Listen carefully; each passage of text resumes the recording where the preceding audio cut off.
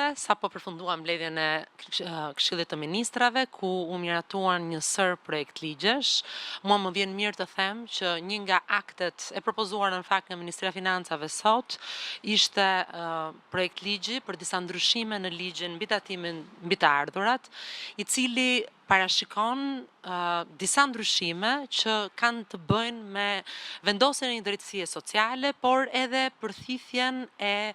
diasporës shqiptare, por jo vetëm dhe të huajve në vend. Konkretisht, projekt ligji parashikon që të gjithë ata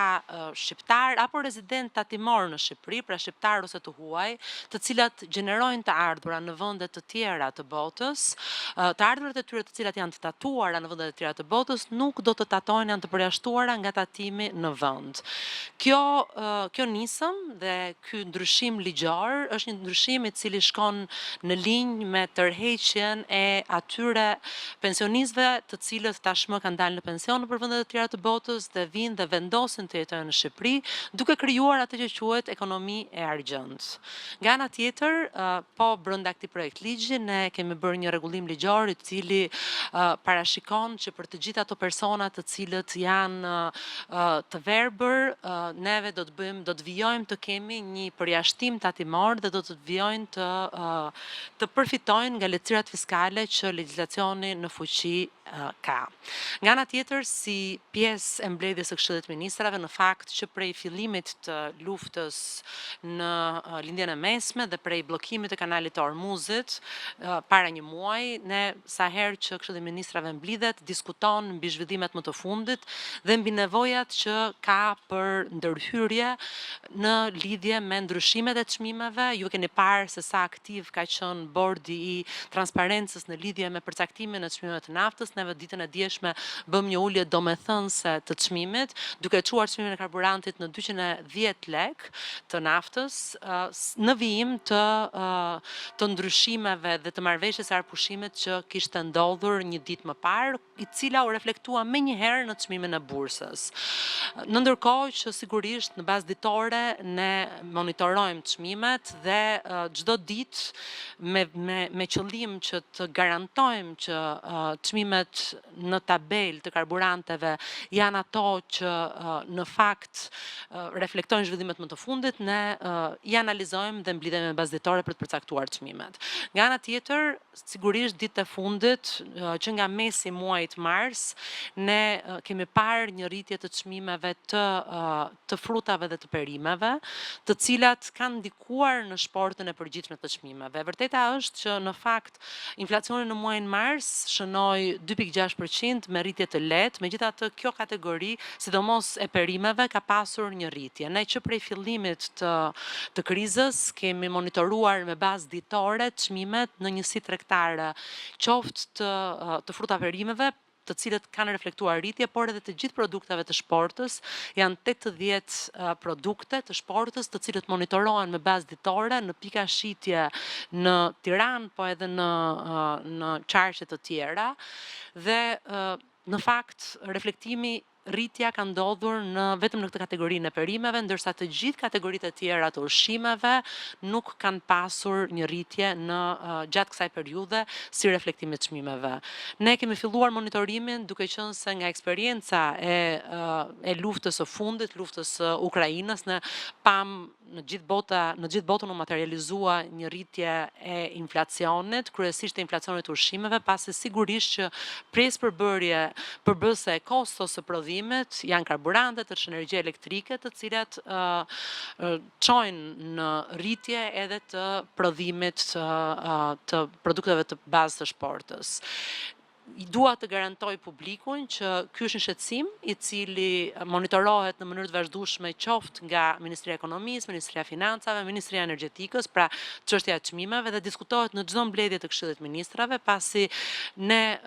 padyshim do të kujdesemi që të të subvencionojmë të gjitha ato shtresa në nevojë, pensionistët apo shtresat në nevojë të cilët janë me të ardhurat të ulta dhe nuk mund të përballojnë një rritje të çmimeve, njësoj siç kemi bërë dhe në të kaluarën. Lufta sigurisht është një luftë e cila nuk është në dorën e Shqipërisë për ta frenuar apo jo. Çmimet janë rritur si pasojë e luftës në lindjen e mesme. Megjithatë, ne jemi këtu për të garantuar që pasojat e luftës do të kenë ndikim minimal në ekonominë shqiptare dhe më konkretisht në shtresat të cilat nuk mund të përballojnë një rritje të çmimeve. Kemi pyetje? Po. Excela Sheu Euronews Albania, zënja Ibrahima ju deklaruat se gjatë kësaj periudhe keni monitoruar çmimet veçanërisht te frutat dhe perimet ku keni vënë re një rritje të tyre. Veç monitorimit, a keni në plan të ndërhyni për këto çmime të cilat janë rritur dhe ndikojnë drejt për drejt në ekonominë dhe portofolin e qytetarëve? Faleminderit. Pa diskutim që ne jemi duke, siç thash, jemi duke monitoruar çmimet në bazë ditore. Kemi një informacion që vetëm kategoria e perimeve ka pasur një rritje domethënëse, ndërkohë që produktet e shportës janë rreth mbi 80 dhe asnjëra produktet e tjera të shportës nuk ka pasur rritje për shkak të luftës dhe e vërteta është që siç thash, inflacioni në muajin mars, i cili u publikua para pak ditësh nga Instat, shënoi nivelin 2.6% që është një nivel i kontrolluar ende. Dua të kujtoj që targeti i Bankës Shqipërisë është një inflacion prej 3%, pra deri në 3% neve kemi një rritje të çmimeve të kontrolluara. Megjithatë, siç thash, e vërteta është që në të kaluarën ne kemi ndërhyrë në një subvencionim të rritjes së çmimeve për shtresat në nevojë, do të vijojmë monitorimin dhe nëse do të shohim që çmimet do të rriten në vazhdimsi dhe në të gjithë produktet e tjera të shportës, atëherë padyshim që do të ndërhyjmë me një akt i cili do të parashikojë që të subvencionojë për rritjen e çmimeve për kategorinë e shtresave në nevojë. Rritja ekonomike e viteve të fundit na ka lejuar që ne të mund të ndërmarrim masa të tilla. Ne kemi pasur një rritje të qëndrueshme gjatë gjithë viteve të fundit në nivelin 3.5 deri në 4%. Kjo nga e kaluara po edhe nga projeksionet për rritjen ekonomike në vitin 2026, në vitin 2027, në të cilën jo vetëm Ministria e Financave, por edhe gjithë partnerët tanë ndërkombëtar parashikojnë një rritje prej 3.4-3.5%, e cila është më e lartë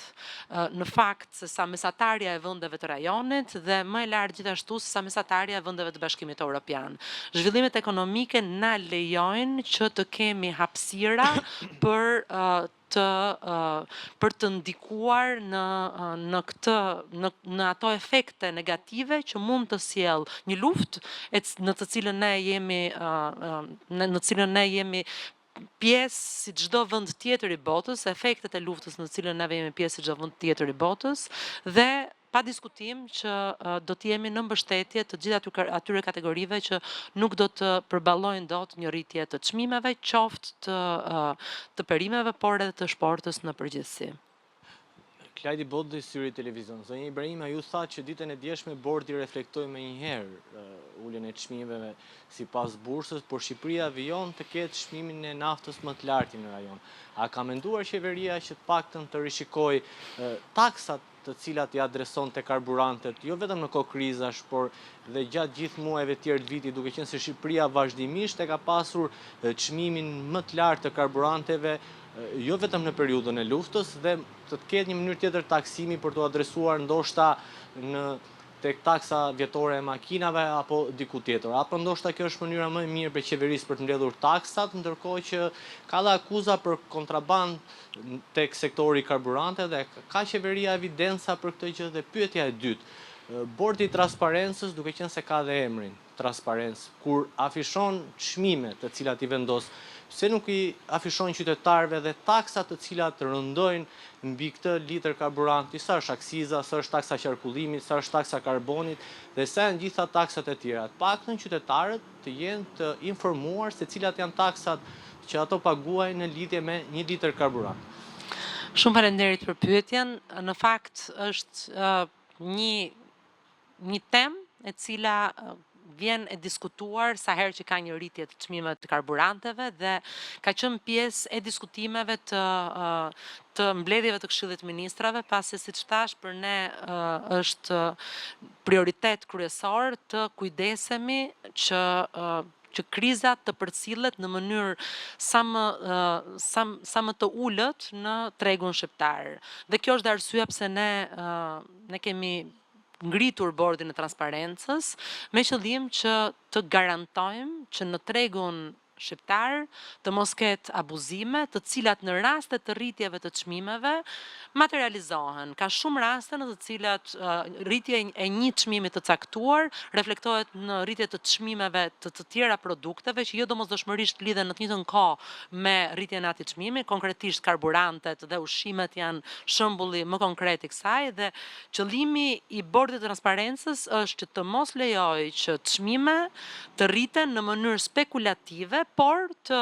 pasqyrojnë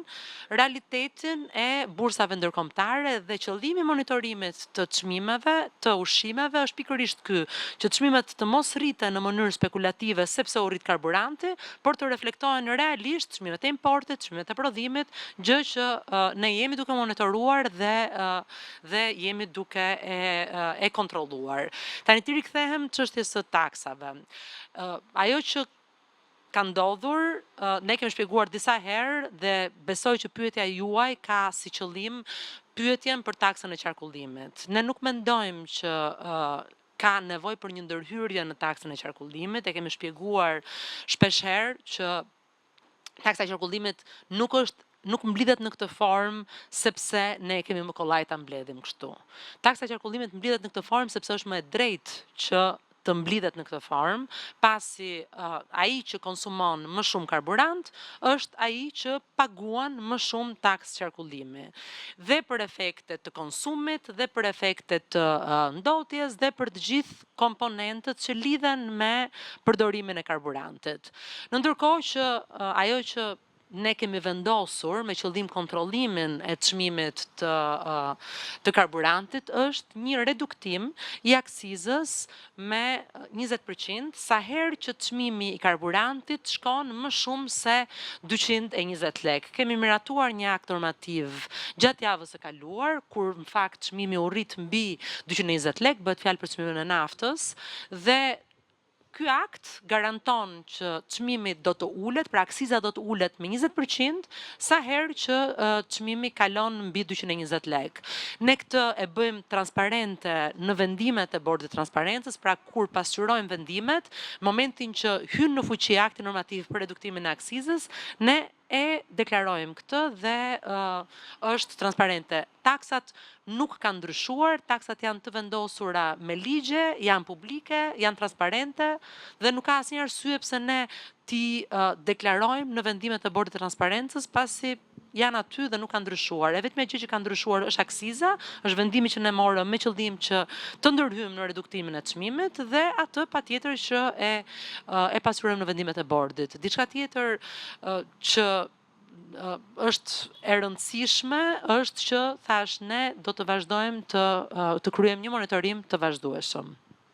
Ju tha zonjë Ibrahima që taksa e qarkullimit është e drejtë, po për shembull një që e përdor karburantin për gjeneratorin, pse duhet paguaj taksë qarkullimi dhe ku qëndron e drejta këtu, apo një fermer që mund ta përdori për traktorin, pse duhet paguaj taksë qarkullimi kur nuk kalon në rrugët e Shqipërisë dhe nuk më përgjigjet a ka evidenca qeveria në lidhje me kontrabandën e naftës?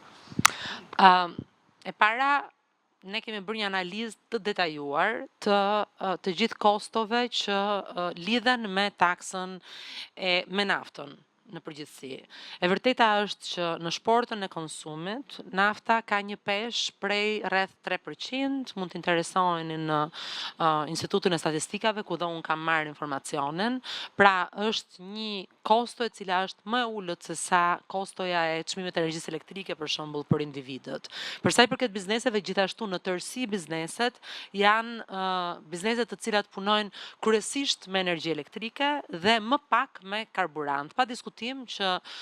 rasti fermerëve është një rast i cili kanë përdorim karburanteve, ne që në kryet herës kemi përjashtuar nga disa taksa peshkimin, i cili gjithashtu ka si kosto kryesore karburantet dhe ato kategori të cilat vinë të përjashtuara vijojnë të jenë të përjashtuara. Për sa i përket kontrabandës, patjetër që ne jemi në monitorim të gjithë flukseve të karburanteve. Shumë shpejt Ministria e Financave nëpërmjet një shoqërie shtetërore e quajtur Alp Trace do të fillojë markimin dhe monitorimin dhe gjurmueshmërinë e karburanteve që do të rrisë ndjeshëm mekanizmat e evidentimit të kontrabandës. Faleminderit.